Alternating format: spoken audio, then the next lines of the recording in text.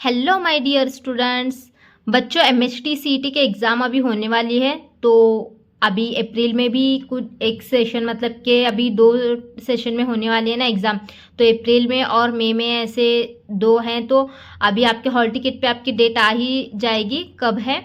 तो बच्चों, यहाँ पे अभी मैं बायोलॉजी के जो मतलब के एमसीक्यूज़ होते हैं एमएचटी सीईटी में, उसमें से आज के इस वीडियो में मैं बॉटनी के मोस्ट इंपॉर्टेंट 50 एमसीक्यूज आपके साथ यहाँ पे डिस्कस करने वाली हूँ।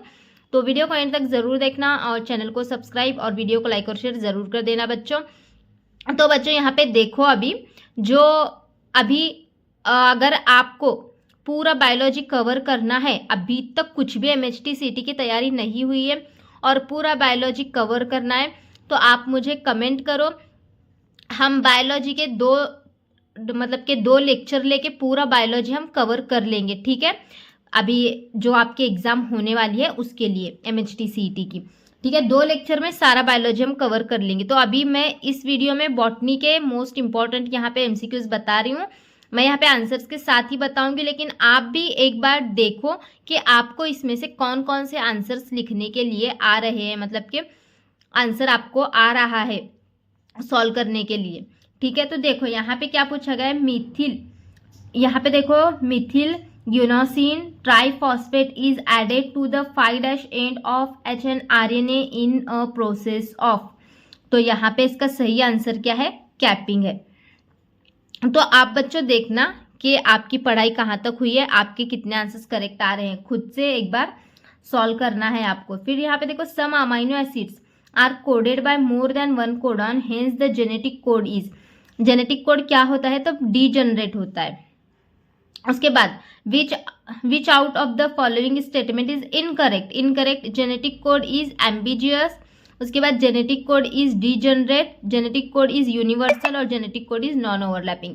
ये सारे तो करेक्ट है, तो ये इनकरेक्ट फर्स्ट वाला है। Which of the following can not act as inducer. तो इंड्यूसर के जैसा कौन एक्ट नहीं करता, तो ग्लूकोज एक्ट नहीं करता। फिर उसके बाद human genome consist of approximately. तो यहाँ पे ह्यूमन जीनोम का अप्रॉक्सीमेटली कितना कंसिस्ट होता है, 3 × 10⁹ BP। फिर उसके बाद estimated number of genes in human being is about. देखो हाँ बच्चों, याद रखना है, ह्यूमन बीइंग के अंदर जो एस्टिमेटेड नंबर है जीन्स का, वो कितना है बच्चों। इसका सही ऑप्शन आएगा आंसर सी 30,000।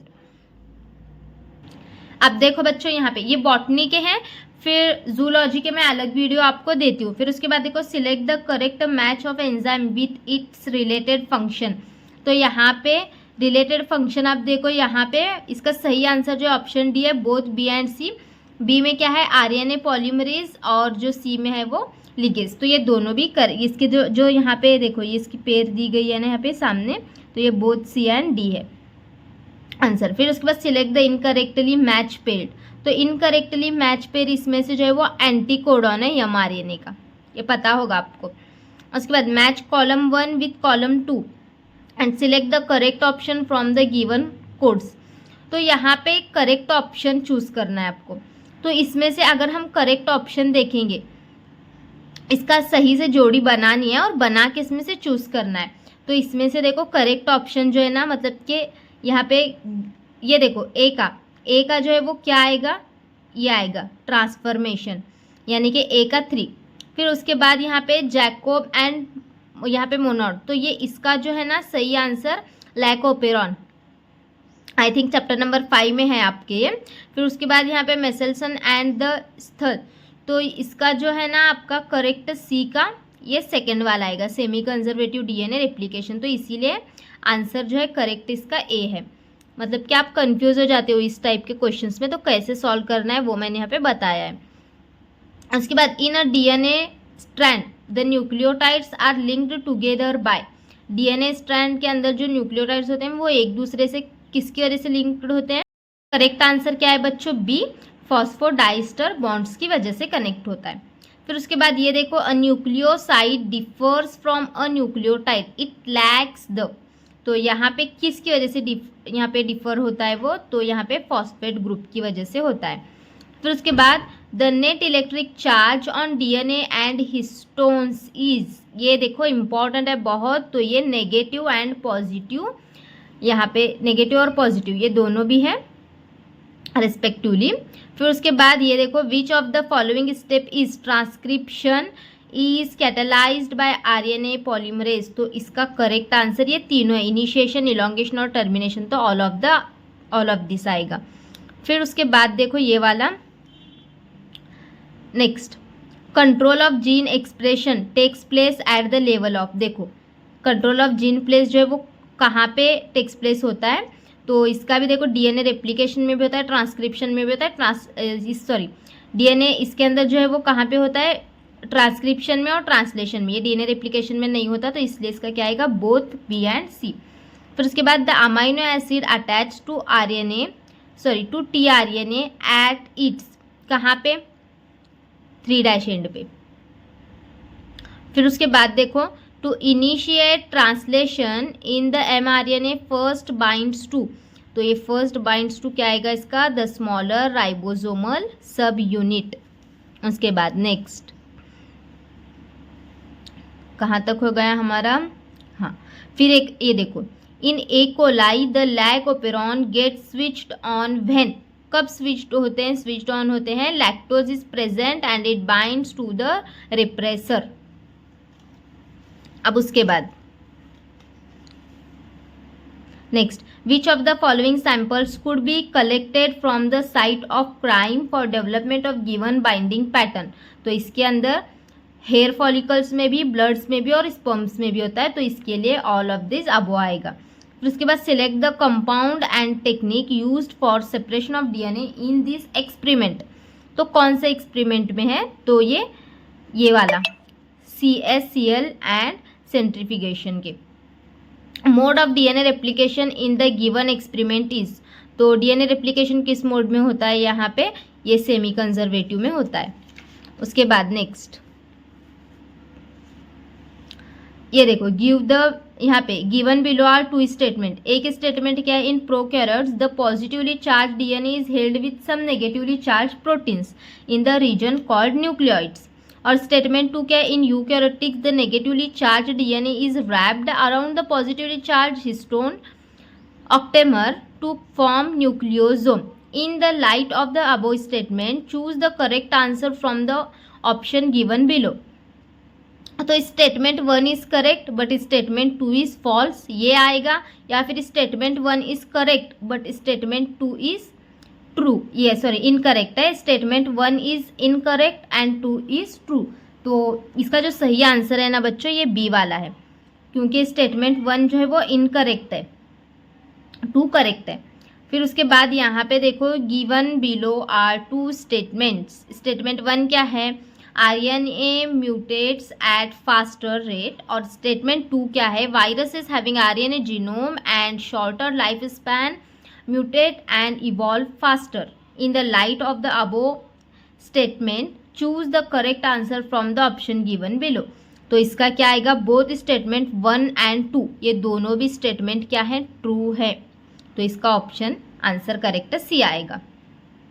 अब देखो बच्चों यहाँ पे which is the only enzyme that has capability to catalyze initiation, elongation and termination in the process of transcription in prokaryotics, तो इसका करेक्ट आंसर जो है ना बच्चों ये है, देखो डीएनए डिपेंडेंट आरएनए पॉलीमरेज।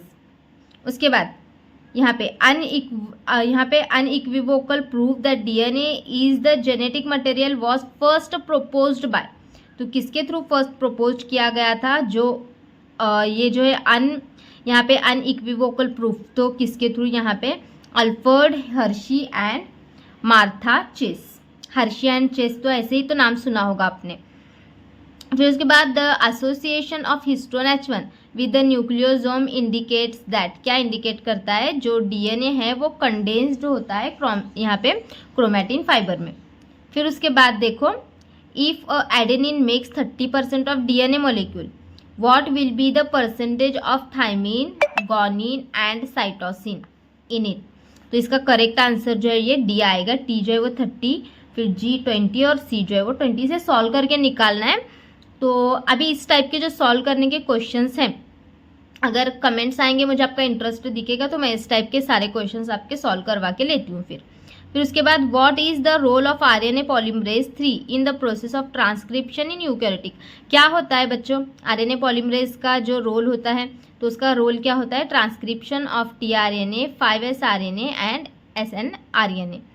फिर उसके बाद 10 ई कोलाई सेल्स विथ, यहाँ पे ये भी देखो सॉल्व करके निकालना है आपको। यहाँ पे एनडीएस डीएनए आर, यहाँ पे इनक्यूबेट इन मीडियम कंटेनिंग, यहाँ पे ये जो एंडेस्टू इधर ये 14 दिया गया है ना, तो न्यूक्लियोटाइड। तो after 60 minutes how many E coli cell with have DNA totally free from N15। तो यहाँ पे इसका करेक्ट ऑप्शन आंसर मैं बता रही हूँ, सिर्फ अभी 60 सेल्स है, लेकिन इसको भी सॉल्व करके निकालना है आपको। कुछ बायोलॉजी के अंदर भी सॉल्व करके निकालने वाले क्वेश्चंस हैं। अगर आपको चाहिए तो कमेंट करो, मैं वैसे पूरे क्वेश्चन की एक मतलब हर एक उस टाइप के जो सॉल्व करने वाले क्वेश्चंस हैं उसकी एक लिस्ट बना के आपको देती हूँ मैं। उसके बाद देखो, if the distance between two consecutive based pair is 0.30 nm and the total number of based pair of DNA double helix in typical यहाँ पे मैमेलियन सेल इज 6.6 × 10⁹ pp दिया गया है। तो then the length of the DNA is approximately, DNA की length निकालेंगे, ये भी सॉल्व करके निकालना है, लेकिन मैं अभी आंसर बता रही हूँ 2.2 मीटर्स रहेगा। फिर उसके बाद match the following RNA polymerase with their, यहाँ पे ट्रांसक्रिप्ट प्रोडक्ट, तो इसका मैच करना है। तो सही ऑप्शन इसका आंसर इसका जो है वो सी आएगा, यानी कि फर्स्ट का जो है वो ये सेकंड वाला करेक्ट है। फिर उसके बाद सेकंड का जो है ना थर्ड वाला ये करेक्ट आएगा, और थर्ड का जो है वो फर्स्ट वाला। उसके बाद which one of the following is the sequence one corresponding coding strands if the sequence on mRNA formed is as follows। तो इसका करेक्ट ऑप्शन जो है वो ये वाला है। देखो आपकी टेक्स्ट बुक में दिया गया है, ये सीक्वेंस दी गई है, तो बारीक से बारीक पॉइंट भी आपने देख के ध्यान से पढ़ना है बच्चों। उसके बाद देखो, complex of ribosomes attach to the single strand of RNA is known as. तो इसका करेक्ट आंसर क्या है, पॉलीसोम। अब चलो आगे, मैच लिस्ट 1 विथ लिस्ट 2। तो यहाँ पे अभी आपको मैच करना है। तो इसका जो करेक्ट है ना बच्चों, देखो यहाँ पे करेक्ट आंसर इसका जो है वो क्या आएगा, डी आएगा। ठीक है, आप देख लेना, यहाँ से मैच कर लेना। फिर उसके बाद देखो, uridine present only in RNA is, क्या है, uridine present only in RNA is क्या है, ये न्यूक्लियोसाइड। उसके बाद ड्यूरिंग डीएनए रेप्लिकेशन, यहाँ पे Okazaki fragments are use to elongate, किसके लिए यूज़ किए गए हैं ये, the lagging strands away from the replication fork. उसके बाद नेक्स्ट, न्यूक्लियोसोम्स कंटेन, न्यूक्लियोसोम क्या कंटेन करते हैं, both DNA and histone proteins. उसके बाद the 2 strands of DNA are, DNA के 2 स्ट्रैंड्स क्या होते हैं, कॉम्प्लीमेंट्री एंड एंटी पैरेलल, ये तो पता ही होगा आप सबको। अब उसके बाद देखो बच्चों, the experimental proof of semi conservative replication of DNA was first shown in, तो किसके अंदर ये फर्स्ट शोन हुआ था, तो ये बैक्टीरियम के अंदर शो हुआ था। फिर उसके बाद देखो यहाँ पे, segment of DNA which is responsible for inheritance and expression for particular character is known as, तो इसको क्या बोलते हैं, सिस्ट्रोन। उसके बाद in prokaryotes the transcription of DNA initiated with the help of, किसकी हेल्प की वजह से, होता है, सिग्मा फैक्टर। फिर उसके बाद आप खुद भी सॉल्व करके देखते जाओ। नेक्स्ट ये वाला ना, name the enzyme that facilitates opening of DNA helix during transcription, वो एंजाइम का नाम बताना है जो डीएनए ओपनिंग मतलब के डीएनए की ओपनिंग करता है, किसके टाइम, ट्रांसक्रिप्शन के टाइम। तो इसका करेक्ट आंसर आरएनए पॉलीमरेज है। फिर उसके बाद देखो यहाँ पे ये 142 का आपको यहाँ पे रीज़न दिया गया है, ये आपको करेक्ट इसमें से यहाँ पे assertion exons are coding sequence of a DNA, यहाँ पे असर्शन दिया गया है, ये मतलब कि एक सेंटेंस है, उसका यहाँ पे रीज़न है। तो इसमें से करेक्ट ऑप्शन आपको निकालना है। तो ये फर्स्ट वाला क्या है, ट्रू है, और बट उसका जो रीज़न है वो क्या है, फॉल्स है, तो ये ऑप्शन सी। फिर उसके बाद देखो, which one of the following is sorry which one of the following gives the starter codon. Starter codon आपने देखा होगा डीएनए के अंदर AUG होता है। फिर उसके बाद देखो which one of the following is not needed in formation of polypeptide chain. Polypeptide chain में डीएनए पॉलीमरेज की ज़रूरत नहीं होती। उसके बाद a mature mRNA consist of 900 basis without any stop codon in between. Calculate the number of amino acids coded by this mRNA during translation. तो इसका 300 आता है आंसर, लेकिन सॉल्व करके निकालना है। फिर उसके बाद which of the following is required as inducer for the expression of lac operon. Lac operon मतलब के लैक्टोज। उसके बाद the human genome project HGP was initiated in, देखो कितना सिंपल क्वेश्चन है, 1990। उसके बाद restriction endonuclease in DNA fingerprinting carries out following processes. तो कौन सी प्रोसेसेस, तो यहाँ पे ए ऑप्शन करेक्ट है इसका, फ्रैगमेंटेशन ऑफ डीएनए। उसके बाद साउथर्न ब्लोथिंग टेक्निक यूजेस, तो ये किसके अंदर है, नाइट्रोसेल्यूलोज के अंदर। फिर उसके बाद जो है the sequential events that occur during protein synthesis are, तो सीक्वेंस ये जो है इसकी सीक्वेंस करेक्ट है, डीएनए ट्रांसक्रिप्शन ट्रांसलेशन और प्रोटीन, ये है। ठीक है, ये मैंने आपको बॉटनी के दिए हैं क्वेश्चंस, इस टाइप से रहेंगे। और अगर जूलॉजी के चाहिए इसी तरीके से 50 क्वेश्चंस तो कमेंट करना, मैं आपके लिए वीडियो बना के अपलोड कर देती हूँ। और आपको सॉल्यूशन के इस टाइप के जो न्यूमेरिकल टाइप के भी थोड़ा बायोलॉजी में होते हैं वो अगर चाहिए तो वो भी कमेंट करना, उसके एक अलग से वीडियो बना के समझाती हूँ। ठीक है बच्चों, तो अच्छे से पढ़ना।